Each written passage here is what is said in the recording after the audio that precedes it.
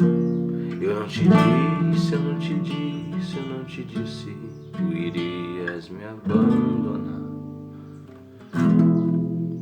Sem mim nada podes fazer, esqueceu Pedro da cruz. Eu sinto a sua angústia, sua miséria, sua dor. Eu te amo, porque tu choras. Pedro, tu me amas.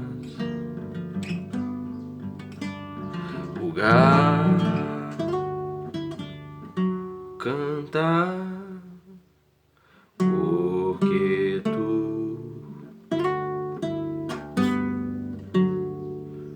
tu choras. Sem mim nada podes fazer, esqueceu Pedro da cruz. Eu sinto a sua angústia, sua miséria, sua dor. Eu te amo, porque tu choras.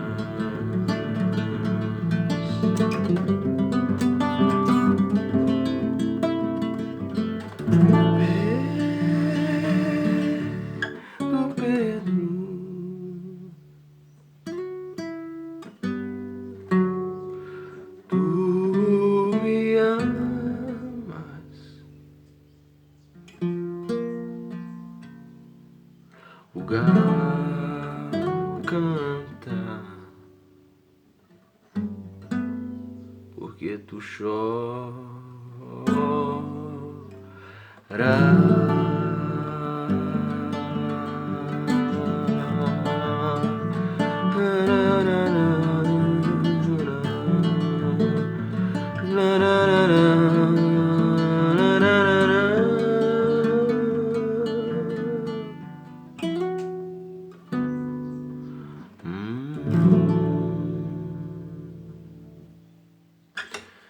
Bom dia, bom dia, bom dia.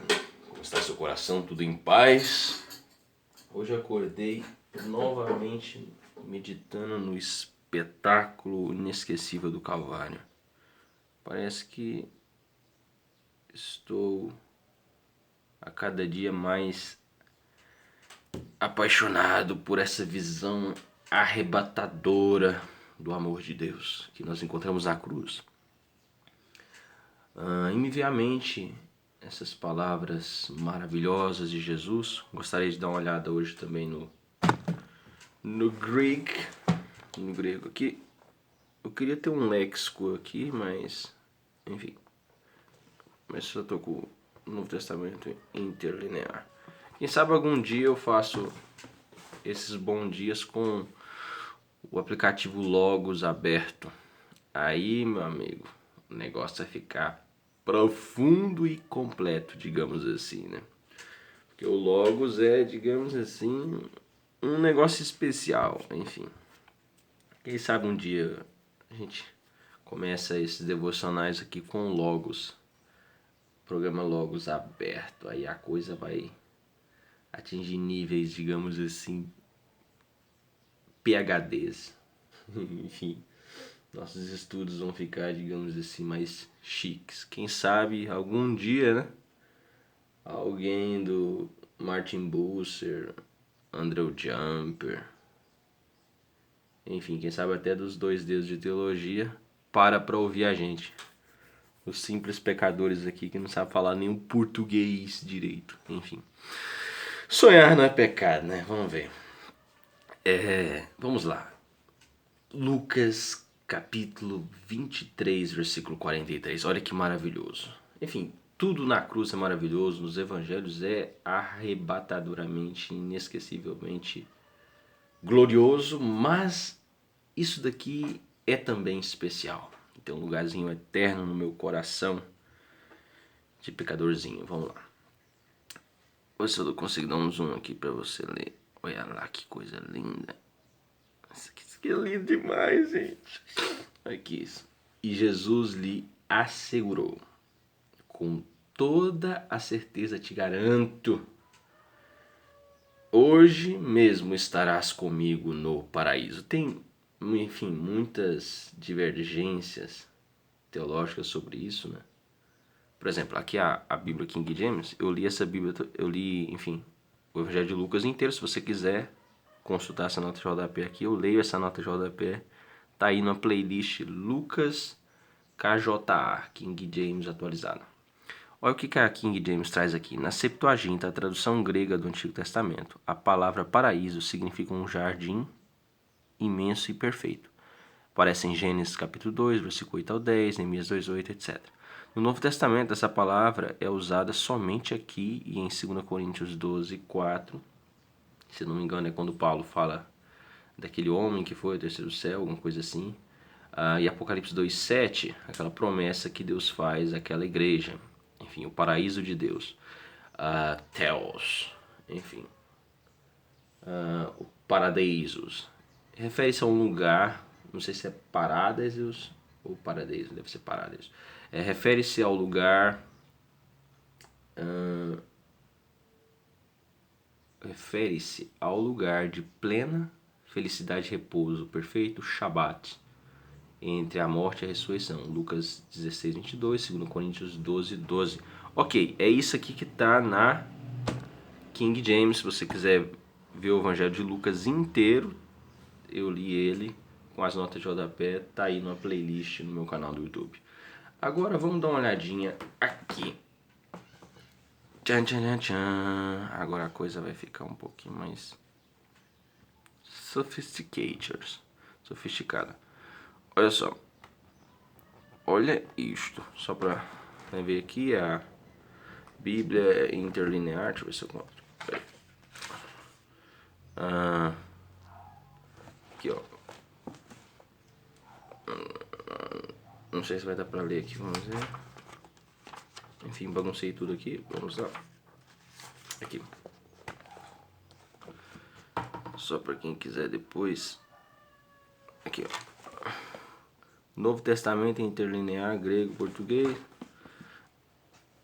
Sociedade Bíblica do Brasil. Mas você pode digitar aí na internet Bíblia interlinear, que você também vai achar várias bíblias para vários idiomas. Enfim, às vezes dá para colocar, quem sabe, até 3 idiomas um em cima do outro. Transliteração também ajuda na pronunciação. Mas vamos lá. Lucas, capítulo 23, versículo 43. Não vou gastar meu grego aqui não, porque não vai ficar bonito isso, mas vamos lá, vamos ler só em português mesmo. E disse a ele. Quem disse? Jesus Cristo.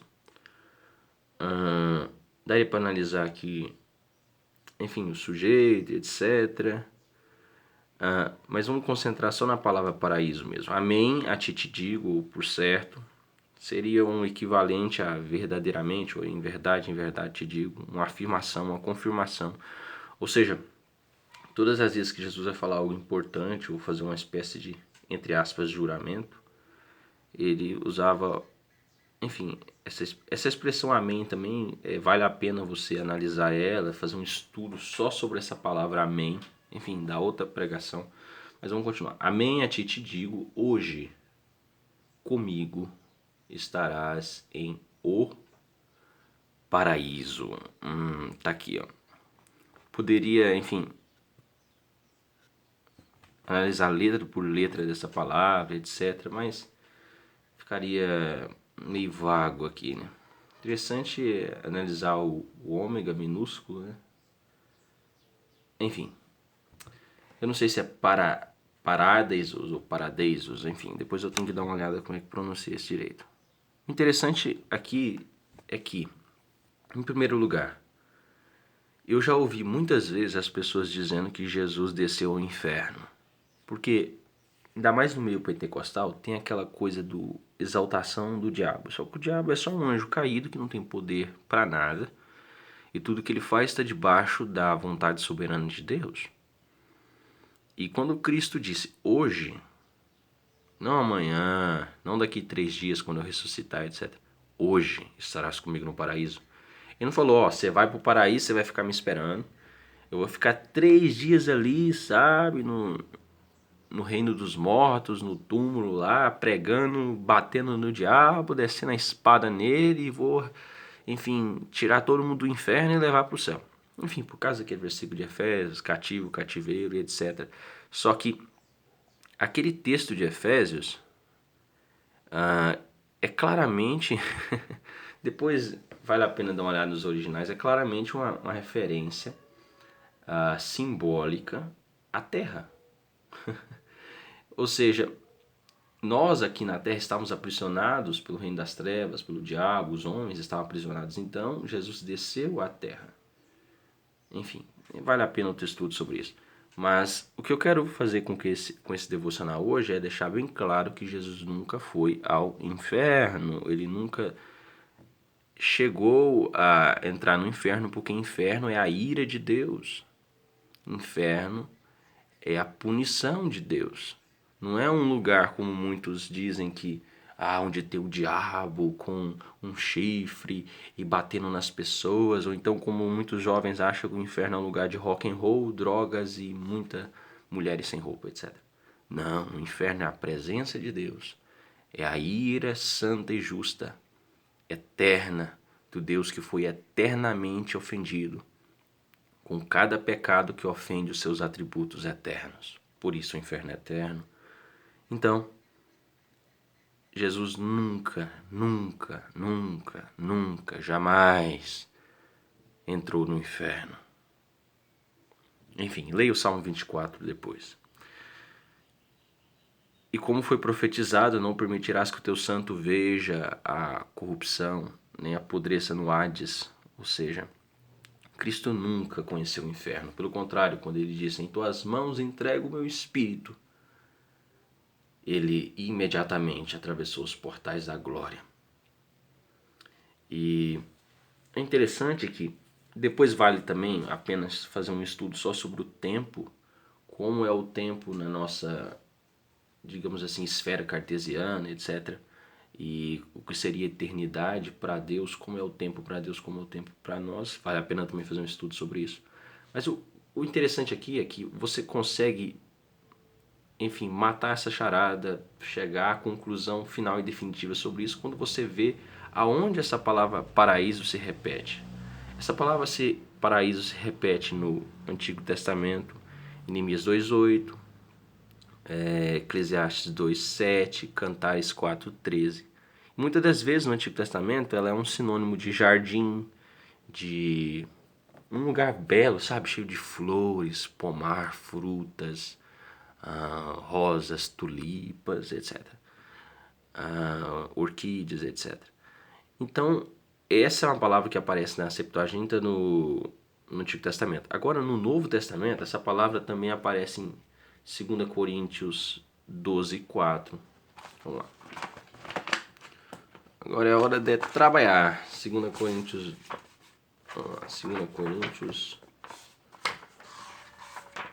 12:4. Aqui. Aqui, ó. Paraíso, 2 Coríntios 12:4. Vou ler. Que foi aqui, ó, vamos ler o versículo 3 para dar uma compreensão melhor. E conheço tal homem, se em o corpo, se sem o corpo, não sei. Deus o sabe, que foi arrebatado ao paraíso e ouviu indizíveis palavras, as quais não é lícito a uma pessoa falar. Por o tal me orgulharei, por mais mim mesmo não me orgulharei, senão em as fraquezas. Ou seja, a palavra paraíso aqui aparece aqui, ó, novamente. Está vendo? Que paraíso é esse? É um pomar cheio de planta, de fruta? Não. Certamente está falando de uma morada celestial, as mesmas moradas que Jesus fala em João 14. Realmente estão falando do reino celeste. Também essa palavra paraíso, paradeisos ou paradisos, ainda não sei pronunciar isso, aparece em Apocalipse 2:7, lembra aquela promessa? Apocalipse 2:7. Aqui, vamos lá. Aqui, ó. Novamente, vou ler o versículo todo. Ao vencedor. Lembra da igreja? Enfim, 2:7. Igreja de Éfeso. Ao vencedor, darei a ele comer de a árvore da vida, que está em o paraíso de Deus. Realmente fazendo uma referência a Gênesis, né? Aquele texto de Gênesis, como está aqui citado na Gênesis 2, do versículo 8 ao 10, como está citado na King James, que aparece na Septuaginta. Agora, para ficar definitivo que Jesus nunca entrou no inferno nem nada, a gente percebe que o que Jesus fala aqui em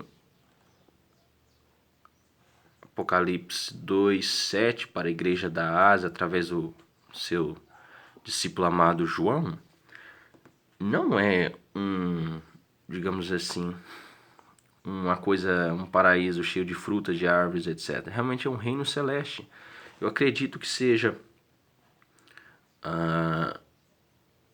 o mesmo local que nós vemos em, se não me engano, 2 Pedro 3:13. É aquilo que Pedro também ansiava. Aqui, ó, 2 Pedro 3:13. Mas céus e terra nova, segundo a promessa dele, esperamos, em os quais justiça habita. É esse lugar aqui que Jesus estava falando para aquele homem. Hoje mesmo estarás comigo no paraíso. É este local. E é hoje, não é amanhã, daqui 3 dias. Provando novamente que é do reino celeste que Jesus está falando e que Jesus nunca entrou no inferno. Jesus nunca desceu ao inferno. Outro texto também que aparece a palavra paraíso em Lucas 16. Um pouquinho aqui para trás. Lucas 16, versículo 19. Vamos lá. Vamos ver se vai dar para ler aqui. Homem e certo havia um certo homem rico, e se vestia de púrpura de linho fino, fazendo festa cada dia suntuosamente. Pobre, um certo homem pobre, por certo nome Lázaro, um homem pobre de nome Lázaro estava jogado junto ao portão dele. Vai lá. Coberto de úlceras e desejando saciar-se de as coisas que caíam de a mesa do homem rico. Mas também os cães vindo lambiam as suas úlceras. Ok. Aconteceu que ao morrer o pobre ser levado embora aos anjos para o seio de Abraão e morreu. Morreu também o rico e foi sepultado. Lá, o rico foi sepultado. E no Hades, erguendo... Deixa eu dar uma afastada aqui. No Hades, erguendo os olhos dele, estando em tormentos, vê Abraão de longe, Lázaro em um seio dele. E ele, clamando, disse: Pai Abraão, compadece-te de mim e manda Lázaro que molhe a ponta do dedo dele com água e refresque a língua, porque estou sofrendo e em chama. Ele disse a Abraão: Filho, lembra-te que recebeste as coisas em tua vida, Lázaro igualmente as coisas más agora, mas é que está aqui consolado. Agora vamos lá. E em todas as coisas, entre nós e vós há um abismo grande.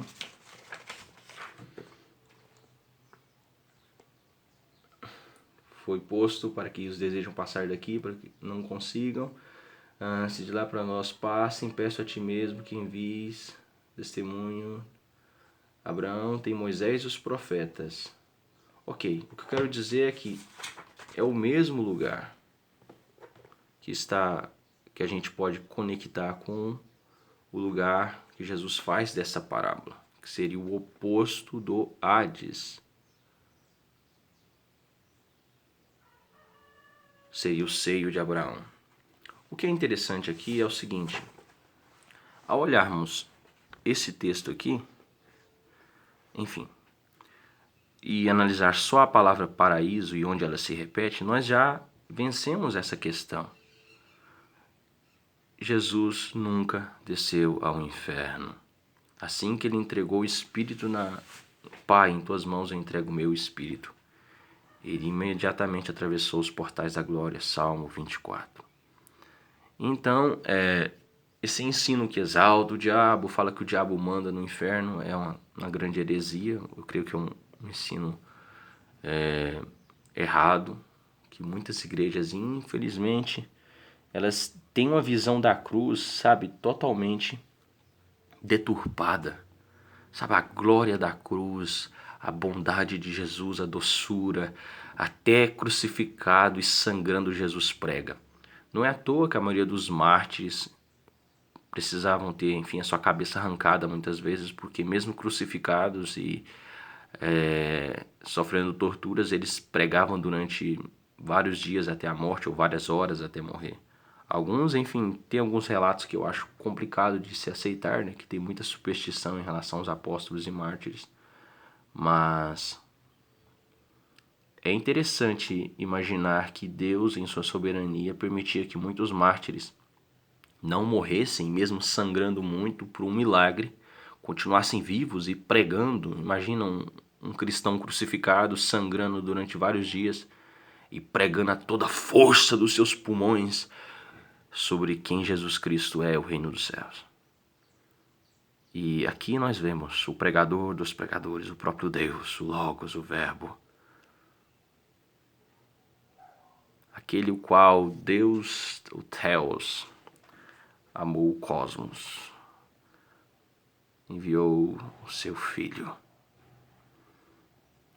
o Cristo, o esplendor da glória de Deus, perdoando e amando até nos seus últimos momentos, pregando e cumprindo a vontade soberana do Pai.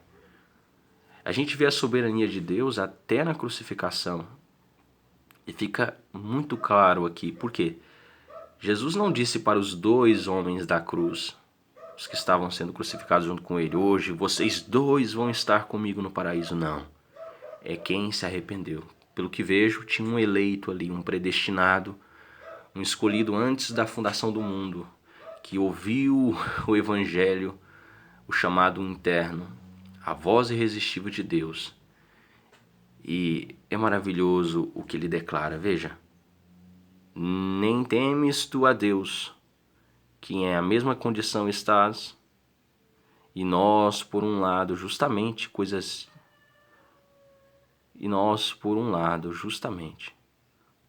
dignas, pois, dos atos que praticamos, estamos recebendo. Este, por outro lado, nada impróprio fez. E dizia, Jesus, lembra-te de mim quando vieres em o reino teu. É interessante, né, que aqui nós vemos componentes do verdadeiro arrependimento. Nós vemos uma convicção de pecado, ou seja, eu mereço a morte, o que eu estou passando, e até um reconhecimento da soberania de Deus. Olha que profundo. Ele está dizendo, o que nós estamos passando é justo, ou seja, é a consequência dos nossos pecados. Quem sabe esse homem era um ladrão, era um assassino. Provavelmente ele poderia ser um criminoso, um anarquista violento, radical, que pela sua insurreição, pela sua rebeldia ao império, estava ali recebendo a condenação máxima, que era a crucificação, a pior das mortes. E ele estava dizendo, é justo nós recebemos essa punição. O outro, ele insultava Jesus. Não, tu és o Cristo, salva a ti mesmo e a nós. Respondendo o outro, repreendendo a ele, disse, nem temes tu a Deus? Ou seja, isso aqui é tão maravilhoso, a conversão deste homem é tão nítida, é tão clara, que ele defende Jesus. Ele defende Cristo. Realmente esse homem foi tocado pelo Espírito Santo e as suas palavras testificaram que ele foi salvo mesmo no último momento. Não é assim quando alguém ofende a sua esposa, ofende alguém que você ama, você não fica furioso? Quando alguém fala mal de alguém que você ama, aquilo te machuca? Assim também, quando aquele homem insultou Jesus, falando, você não é o Cristo mesmo? Então salva-te a ti mesmo e a nós. Imediatamente, quase como um sentimento de uma mãe correndo para abraçar o seu filho depois de estar machucado, como um sentimento de uma avó vendo alguém falar mal do seu netinho. Esse homem entra na frente do diálogo desse homem, entra na frente dos insultos e fala, não, ei, calma, para, não é bem assim. Ou seja, aqui nós vemos uma conversão genuína, defesa apologética, defesa de quem Cristo é, defesa do Evangelho. Nós vemos aqui reconhecimento da justiça de Deus, da punição. Em outras palavras, eu mereço a morte, eu mereço o inferno. É isso que esse homem está dizendo. E, por outro lado, fé, esperança no reino, no retorno de Cristo, esperança que Cristo viria. E um pedido humilde, lembra-te de mim. Em outras palavras, eu tenho fé. Ele olhou para a placa lá e viu escrito enfim, nas línguas principais daquela época, Jesus Cristo, Rei dos Judeus. E ele creu. Ou seja, Deus usou até Pilatos. O que escrevi. Deus usou até Pilatos em sua soberania para pregar o evangelho para esse homem. E que pregação maravilhosa, não? Que pintura arrebatadora, majestosa, gloriosa. Cristo ali crucificado e em cima dele escrito um resumo de tudo que aquele miserável ladrão precisava ouvir. Como está escrito aqui. E também inscrição sobre ele, o Rei dos Judeus este. É interessante, né? Ele se humilha e fala, lembra-te de mim. Ou seja, ele cria que Jesus Cristo é o Messias e que ele voltaria, que ele viria. E ele não pede, sabe, me perdoa. Só lembra de mim. E Jesus, vendo que aquele era um eleito, um predestinado, sendo transformado limpo, como um bebê, como uma criança, no último segundo. Hoje mesmo estarás comigo estarás no paraíso. Mesmo lugar que os cristãos de Éfeso, os mártires, os santos, os apóstolos, o seio de Abraão, a casa do Pai, as moradas que Jesus fala em João 14, onde Deus enxugará dos olhos toda lágrima. Maravilhoso, não? Que esse simples vídeo possa te despertar a estudar mais grego, enfim, as línguas originais. Eu ainda sou muito iniciante, mas se você conhece mais, quiser deixar alguma coisa aí nos comentários, eu estou estudando aquele curso maravilhoso do Guilherme, do Iago Martins. Realmente eu não sei nada, tenho muito que aprender. Enfim, essas coisas que nos humilham, né, e faz a gente reconhecer quem sabe mais que nós. Espero que tenha ficado claro aí que Jesus nunca foi ao inferno. E se você tiver algum argumento melhor, quiser deixar nos comentários, eu creio que é bem-vindo. Feito Lipas, tenham todos um maravilhoso dia. Só lhe deu glória.